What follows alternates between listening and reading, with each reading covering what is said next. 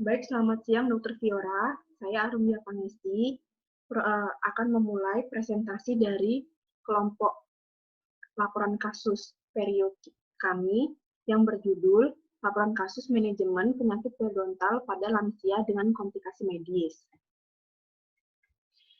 Berdasarkan hasil sensus penduduk tahun 2010, populasi lansia di Indonesia termasuk urutan kelima tertinggi di dunia.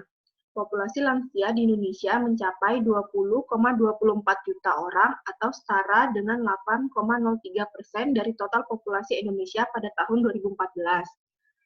80% orang tua berusia di atas 65 tahun didiagnosis dengan satu atau lebih penyakit kronis dan 20% memiliki keterbatasan kemampuan untuk merawat dirinya sendiri. Penyakit kronis seperti radang sendi atau artritis, hipertensi, dan penyakit pernapasan adalah penyakit yang paling umum dilaporkan pada kelompok usia ini. Pocket periodontal menjadi lingkungan yang cocok untuk ratusan spesies bakteri, terutama patogen periodontal yang menyebabkan area sekitar gusi menjadi radang. Penyakit inflamasi ini selanjutnya dapat menyebabkan hilangnya gigi yang mengganggu fungsi pengunyahan dan kualitas fisik serta sosial. Beberapa penelitian mengidentifikasi bahwa periodontitis adalah faktor risiko dari penyakit sistemik. Lansia juga memiliki kesulitan dalam bidang sosial seperti kemiskinan, pensiun, dan ketergantungan satu sama lainnya. Infeksi dan peradangan periodontal cenderung merusak fungsi mulut, mengurangi kualitas hidup, dan meningkatkan risiko pasien terkena penyakit sistemik kronis yang parah. Karena konsekuensi dari penyakit periodontal bersifat serius, dokter gigi umum, spesialis periodontal, dan dokter spesialis harus bersama-sama menjaga kualitas kesehatan mulut yang berkaitan dengan kehidupan lansia sebaik mungkin. Dalam laporan kasus ini, penulis akan menjelaskan bagaimana perawatan periodontal pada lansia yang memiliki penyakit kardiovaskular dan mengonsumsi obat antikoagulan tanpa dibatasi menurut usia, tetapi tergantung pada faktor medis, emosional, dan finansial. Masuk ke laporan kasus, seorang wanita berusia 68 tahun datang ke Departemen Periodontia RSGN Universitas Hasanuddin. Keluhan utama adalah gusi bengkak sejak 2 bulan yang lalu serta gigi goyang. Rasa tidak nyaman karena bengkak tersebut mengganggu pengunyahan dan kadang terjadi pendarahan spontan. Berdasarkan riwayat medis, pasien didiagnosa hipertensi oleh dokter spesialis penyakit dalam. Pasien mulai mengonsumsi amlodipin 10 mg setiap hari dan simaksi 2 mg. Uji laboratorium meliputi toleransi glukosa, urinalisis, dan uji darah rutin mendapatkan hasil normal. Berdasarkan riwayat dental, pasien tidak melakukan terapi periodontal yang tepat. Scaling dan root planning terakhir dilakukan 3 tahun yang lalu. 1 minggu yang lalu, pasien mengunjungi dokter gigi umum untuk mengobati pembesaran gingivalnya dan diberikan obat amoxicillin dan cataplam. Berdasarkan pemeriksaan intraoral, terdapat pembesaran gingiva yang meluas pada bagian labial atau palatal gigi, geligi atas dan bawah. Kebersihan rongga mulut pasien sangat buruk disertai dengan plak dan kalkulus yang banyak. Gambar 1 ini menunjukkan tampilan rongga mulut pasien. Pada kunjungan pertama, dilihat pembesaran gingiva disertai oral hygiene yang buruk. Perdarahan saat probing terjadi di hampir seluruh regio. Terdapat pocket periodontal dengan kedalaman 3-10 mm. Hasil radiografi panoramik menunjukkan adanya sisa akar yang tertanam dalam jaringan yang tumbuh berlebih pada rahang atas dan bawah, serta terdapat kehilangan beberapa gigi.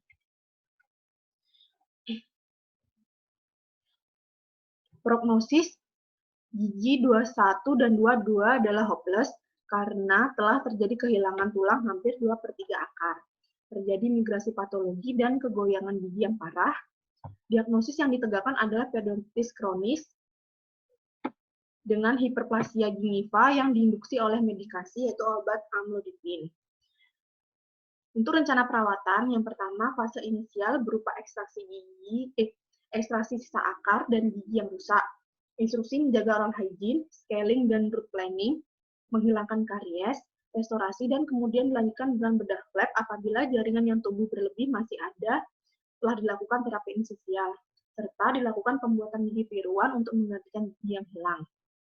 Untuk gambar 3 ini adalah tampilan kondisi rongga mulut pasien setelah bedah periodontal. Dilihat gingiva mengalami perkembangan yang baik dengan resesi ringan setelah dilakukan bedah flap. Selanjutnya untuk pembahasan akan dilanjutkan oleh teman saya, Mutiara Wulandari. Jadi untuk pembahasan, di Indonesia prevalensi penyakit periodontal pada lansia sebesar 86%. Karena banyaknya pasien lansia dengan kompromi medis, maka perlu dilakukan pemeriksaan riwayat medis dan hasil evaluasi yang lengkap untuk menghindari perubahan rencana perawatan dan penata laksanaan. Jika perlu, lakukan konsultasi ke dokter terlebih dahulu untuk mengetahui lebih jelas akan kondisi sistemiknya. Kemudian perawatan pada lansia harus disesuaikan dengan kondisi medisnya, akses ke perawatan hingga kemampuan lansia itu sendiri dalam menjaga kebersihan rongga mulut. Mengetahui perkembangan terkini riwayat medis dan pengobatan secara rutin untuk mengetahui risiko potensial komplikasi saat sedang menangani pasien dengan kompromi medis. Penelitian terbaru mengungkapkan lansia yang melakukan debridement non-bedah pada perawatan periodontitis memiliki perbaikan dengan kategori sedang dalam persepsi kualitas hidup. Kemudian untuk hiperplasi gingiva itu ditandai dengan adanya akumulasi matriks ekstraseluler pada jaringan ikat gingiva. Hiperplasi gingiva akibat obat-obatan biasanya disebabkan oleh obat kalsium channel blocker yang terjadi dalam kurun waktu 3 bulan setelah medikasi. Salah satu obat tersebut adalah amlodipin. Kemudian amlodipin merupakan antagonis kalsium generasi ketiga yang diresepkan untuk mengobati hipertensi. Efek sampingnya lebih sedikit dibandingkan antagonis kalsium generasi pertama dan lebih dapat ditoleransi oleh tubuh. Amlodipin menghambat penyerapan antarsel kalsium dan tindakan ini dapat mengubah sekretor fibroblast gingiva atau produksi dari kolagenase. Hasilnya adalah gingiva terlalu banyak terstimulasi fibroblast. Ditentukan juga oleh oral hygiene yang buruk dan peradangan yang disebabkan oleh plak. Kemudian untuk kaitan dengan teori, yang pertama definisi dan etiologi penyakit periodontal. Penyakit periodontal merupakan penyakit inflamasi kronis pada jaringan periodonsium yang ditandai dengan hilangnya ligamen periodontal dan kerusakan pada tulang alveolar. Diawali dengan adanya gingivitis, inflamasi lokal pada gingiva yang diakibatkan oleh bakteri pada plak gigi, yaitu biofilm mikroba yang terbentuk pada gigi dan gingiva. Pada hal ini, istilah gingivitis merujuk kepada gingivitis yang diinduksi.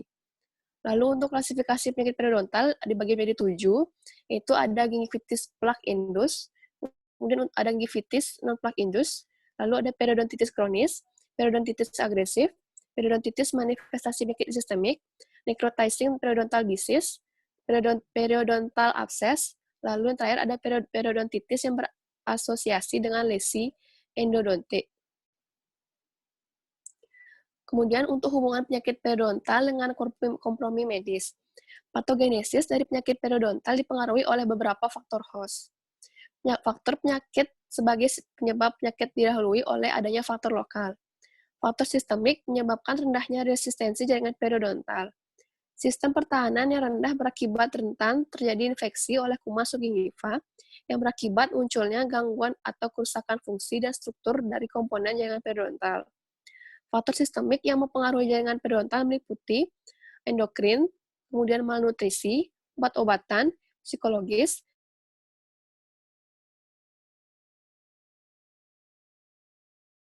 hematologis, dan penyakit kronis, serta penyakit sistemik seperti DM, infeksi HIV/AIDS, yang mempunyai manifestasi oral pada jaringan pendukung gigi.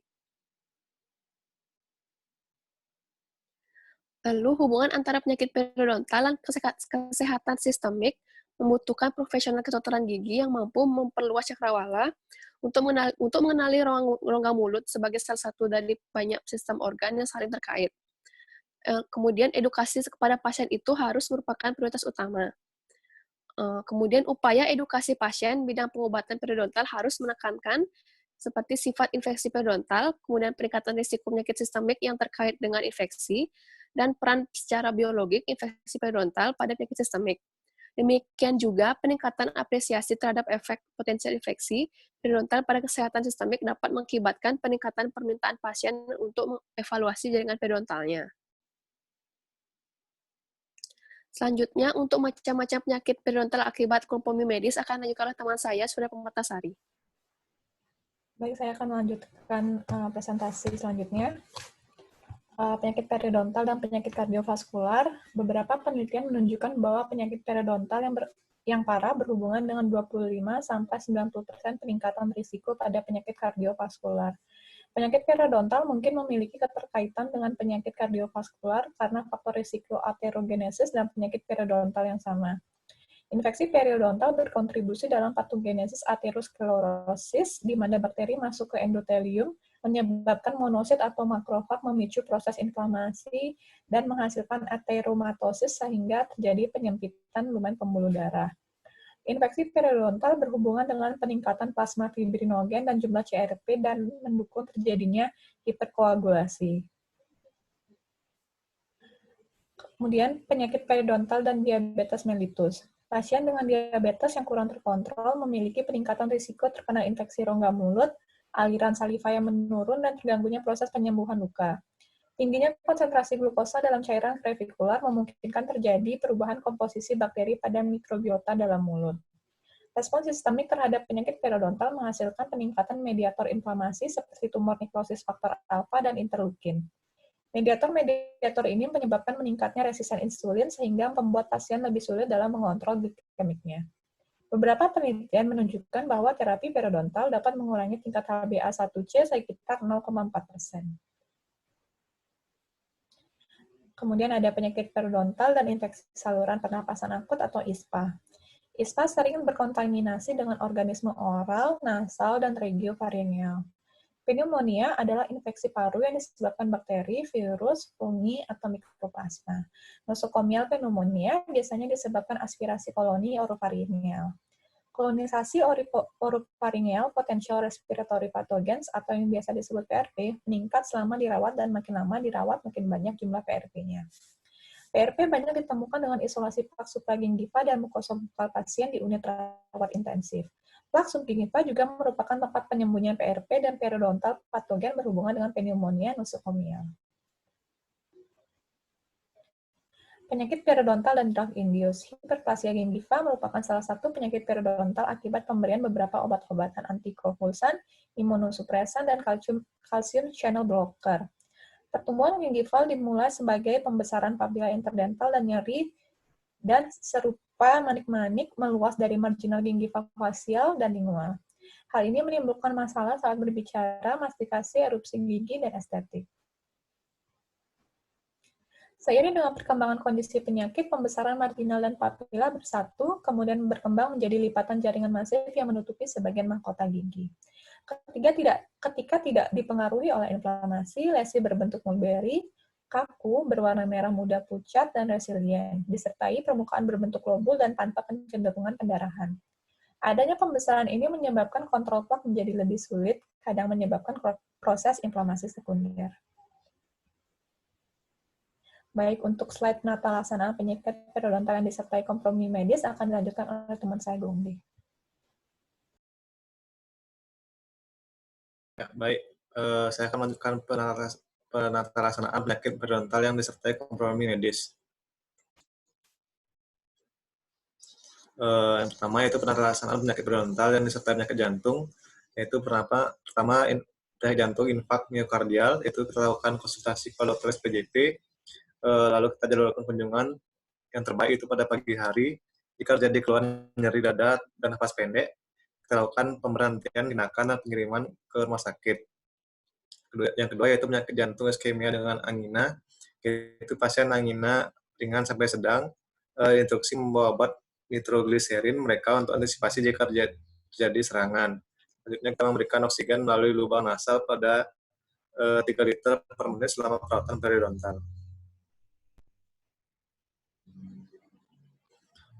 Selanjutnya penata laksanaan penyakit periodontal yang disertai diabetes. Pasien diabetes yang terkontrol dengan baik, kita lakukan waktu kunjungan di pagi hari, direkomendasikan karena kadar kortisol pada kadar yang tinggi dan kadar gula darah dalam kondisi yang terbaik. Selanjutnya pasien harus diinstruksikan untuk sarapan terlebih dahulu. Pasien diabetes tipe 1 tidak boleh dilakukan perawatan pada saat baru saja injeksi insulin, karena ini akan berakibat terjadinya hipoglikemi. Pada pasien dengan diabetes yang terkontrol sedang, antibiotik harus diresepkan dan asupan makanan pasien harus mengandung asupan kalori yang baik dan mengandung protein, karbohidrat, kadar lemak untuk menjaga keseimbangan glukosa. Pada pasien diabetes yang tidak terkontrol, hanya infeksi akut pada rongga mulut yang melakukan perawatan dengan basis emergensi. Penggunaan anestesi yang tidak mengandung epinefrin, antibiotik harus diresepkan pada perawatan dan diobservasi efektivitasnya. Intervensi oleh dokter SPPD disarankan untuk perawatan dental yang lebih rumit. Selanjutnya, penata laksanaan penyakit periodontal yang disertai gangguan pernafasan. Posisikan pasien di posisi yang nyaman serta sirkulasi udara yang diterima juga baik. Untuk melakukan tindakan anestesi, gunakan larutan anestesi yang mengandung adrenalin. Hindari kondisi stres pada pasien karena bisa menstimulasi untuk terjadinya gangguan pernafasan saat perawatan sedang dilakukan. Penata laksanaan penyakit periodontal drug induced. Manajemen medis berupa pemberhentian obat atau penggantian obat yang tidak memiliki efek samping yang serupa. Yang selanjutnya, penghilangan faktor lokal berupa scaling nerve training. Jika terjadi rekurensi, maka dilakukan tindakan pembedahan, gigektomi atau ginekoplasti. Penggunaan elektrokauter dapat digunakan pada kasus yang rumit, seperti pada anak-anak atau jika gingiva mudah berdarah. Sekian presentasi yang dapat kami sampaikan. Kami ucapkan terima kasih.